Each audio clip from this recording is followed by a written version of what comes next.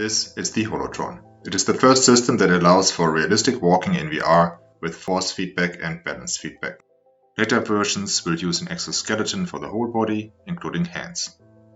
Holotrons might well be the only systems that will ever allow for realistic VR and lifelike remote operation of humanoid robots. Effectively, a Holotron is like the holodeck and beaming from Star Trek combined. Everything in this video was done with force feedback and balance feedback, and I am controlling the avatar according to the physics in the virtual environments. So all the motion is completely physics-based.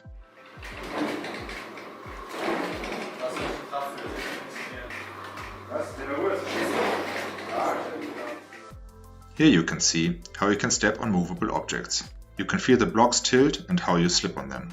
You can feel the interplay of static and dynamic friction.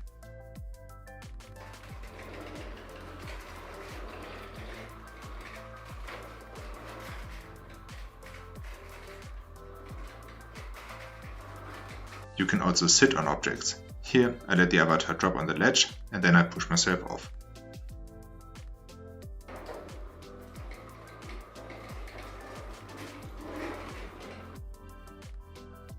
Objects, here the movable ground, can also move you, the user, so the environments can affect the avatar and also you as a whole.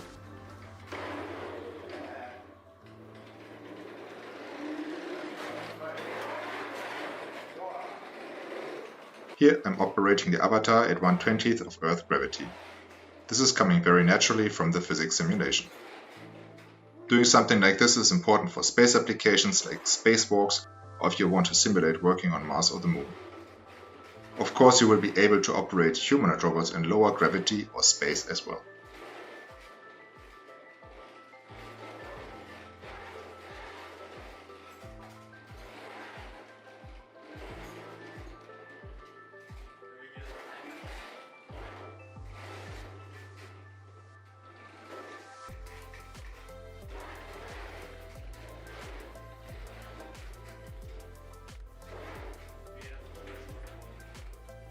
And here you see the avatar quickly dropping at normal gravity.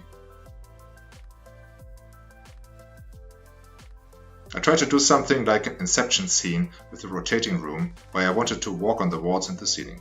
That did not work here due to time constraints, and I was completely buried in a pile of debris that got me locked up.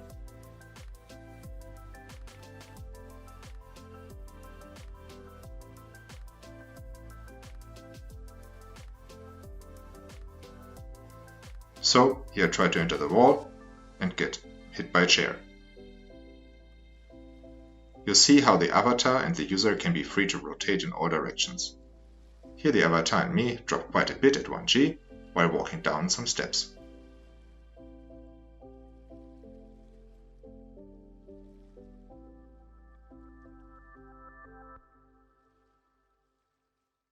Here I'm using a skateboard in VR and I control it by shifting my weight by applying forces.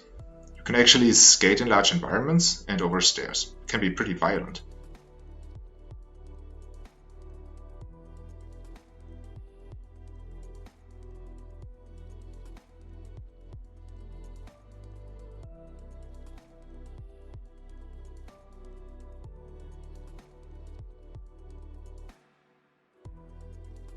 This also works with the virtual reality headset, of course. The first-person perspective is in the center. The system gives a really nice impression of the state of the board and of what you're doing in there.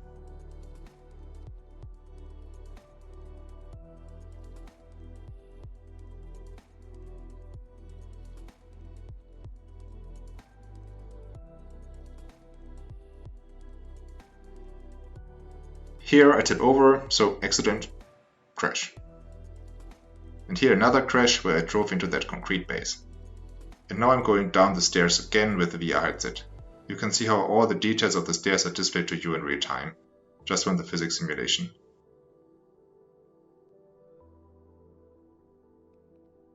And now I want to do that again, so I drive back.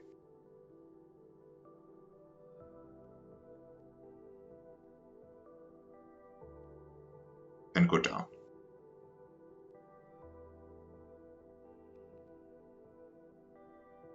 These are some of the options for later motion simulators. This is the full version for doing everything. Be upside down, crawl, lie down, crouch, climb, surf, go for a swim. It's also using the very mobile patented hip joint. Here you see how the full version can rotate about any axis at any time. You can also use industrial robots as motion simulators. You can have a floor-mounted simple version or a full version like this one. Here you can nicely see how the virtual floor is displayed to the user. The feet suddenly stop in the middle of the air. This is where the virtual floor is. And eventually the system does not even need to be that big. It can be in your apartment or house. A version like this, but for the full body, could cost less than $5,000 in 10 years. Here a demonstration of the patented and dynamic hip joint. It's also very strong, so it's very well suited for this application. It's probably the most suitable hip joint. This is how walking can look from a first-person user perspective. I'm operating this boy with an exoskeleton without force feedback. Later, of course, you can feel everything that is happening in VR or to the humanoid robot. This will include your arms and fingers. Right now it's only leg exoskeleton, but eventually it will be for the whole body.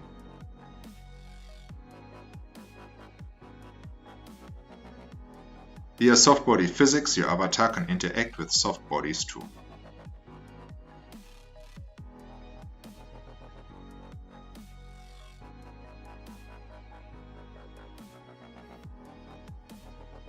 Here you see a demo of the flexibility of the hip joint. It is very easy to get used to operate the exoskeleton in seconds. Then you can even fight martial arts, like here Jiu-Jitsu. It's essentially covering the full range of motion of the user. Here's some extra information on motion cueing. Now I'm traveling on this skateboard kind of car, and although it is moving forward all the time, I'm not moving forward all the time, while the motion simulator is creating a realistic motion display by applying motion cueing. With motion cueing, the motion simulator does not replicate the exact motion of the avatar. Instead, accelerations are displayed to the user by bringing the user slowly back to the center of the motion simulator and also tilting the user to create the impression of sustained linear acceleration. Then, the motion of the user and avatar do not look perfectly synchronized. But the perception is quite accurate for the user, who can only perceive accelerations anyhow when wearing the VR headset. This already works with walking too. It was used for clips you saw earlier in this video. It is more apparent when demonstrating it with a car, as the car has more sustained velocities. Motion cueing is making much better use of the workspace of the motion simulator. You can only have a nearly one-to-one mapping of the motion of the avatar to the motion of the user for very slow motions. Otherwise, the workspace of the motion simulator is exceeded quickly. Here you can see how you can jump and how the motion simulator responds.